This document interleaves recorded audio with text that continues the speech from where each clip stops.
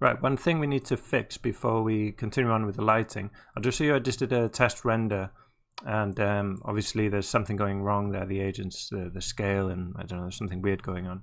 What I found is you need to come into the, just like before with the other project, we need to change the transform name here to locomotion in this case, and that seemed to work for me. Let me just stop that render. You can see that's updating because it's working correctly now. So just, yeah, you can select all of these agent layers and then just change all of the transform names to locomotion basically. I'll just drop that in here and then update the render, and hopefully that should be all lined up correctly. Same for the man as well. See, Control V, Control V, Control V there, and on this last one, and then let's just hit render quickly just to see if the scale is all correct there. There we go, so they're all in place correctly. Okay, so for the lights, what I'm going to do is let's grab another geo for the airplane render. Okay, call this plane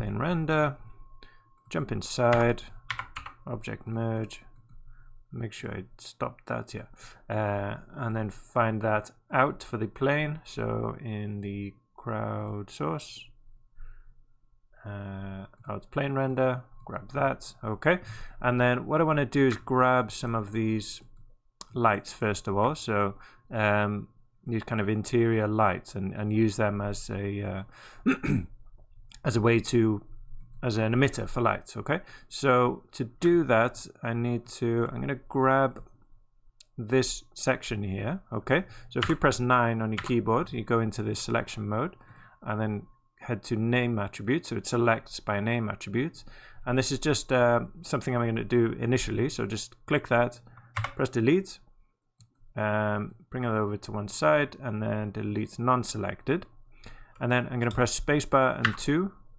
and then something I just learned myself actually, if you press spacebar and 2 again, you see it changes from bottom to top. Okay, and then I can grab these lights. Okay, and then I'm going to make a selection again by primitive, and this time by 3D connectivity. Okay, because they don't have separate names unfortunately, but we can just do it like this. This is the best way I've found. Could probably do it by size maybe, but you know, I don't want all of them, so it's not too slow to do it like this. So I'm just going to turn off this visualizer as well, so it's a bit distracting, and then just go ahead and grab, not all of them, I'm going to grab kind of the second row down of each of these. Okay, so just grab them, this one, these 3, and then once we isolate these, oops, control and click to get rid of, shift and click to add to your selection. Yeah, once we have all these, we'll use them as a geolight, and also add some noise to that, just like we did with the camera, to get some nice kind of flickering chaos going on. And the same on the other side of the cabin.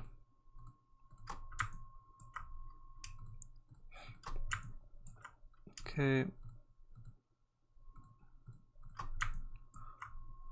almost done.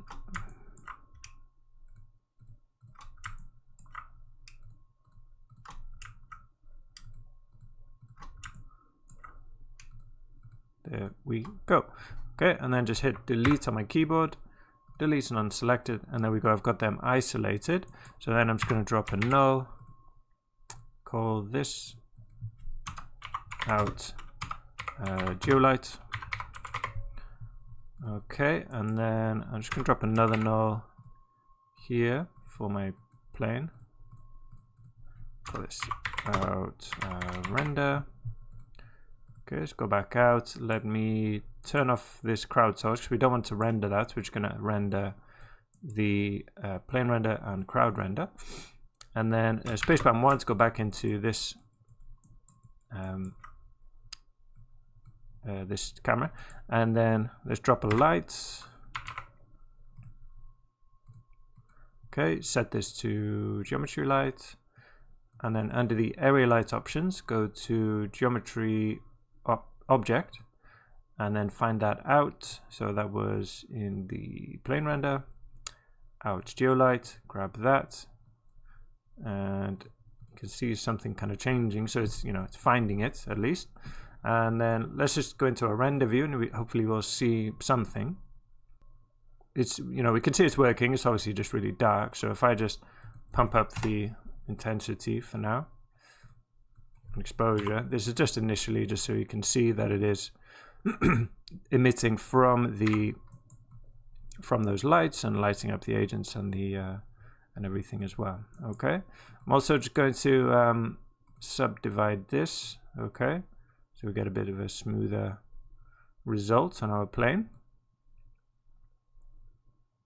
a bit nicer geometry. Okay, looks good. And let me, while I remember as well, just make a really quick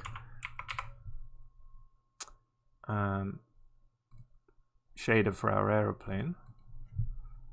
So you can take more time and add different colors and textures for your project if you like. It's different for the chairs and so forth.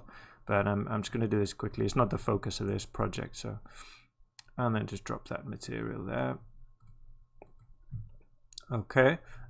So yeah, what I want to do also, I'm just going to set this back to 1 and this to 0 as it was, and I'm just going to set a excuse me, a noise to this. So if I right click just like before, motion effects, noise. Okay, and that would jump us inside here. Excuse me. And then I'm going to set this to Hermite, just a different Hermite or Hermit, I'm not sure how you pronounce that. And let's see, drop the period down. So I want it going faster. The harmonics down to 1. No roughness. And this to 1.36. And then much more amplitude. So this will be a light, the brightness of the light will be from 5 to minus, which is off. But obviously we needed much brighter. As you saw there, I had to put the exposure up, which is almost like a multiplier. So push this up to 1000, press H, and that will show us. So it's going up to a brightness of about 500. And then you can see here it's going to be flickering on, off and on. So there's 20 frames. It's coming off and on, 5-6 times in a second there, right? So that's great. Let's just check that to see if we get something on the first frame. So it's off in the first frame. Let's see. You can see the intensity there is on -7. So let's just move it to a point. There we go. So we got a value there of 116 on the third frame. And there we go. We got some some light coming through there. Great. Okay.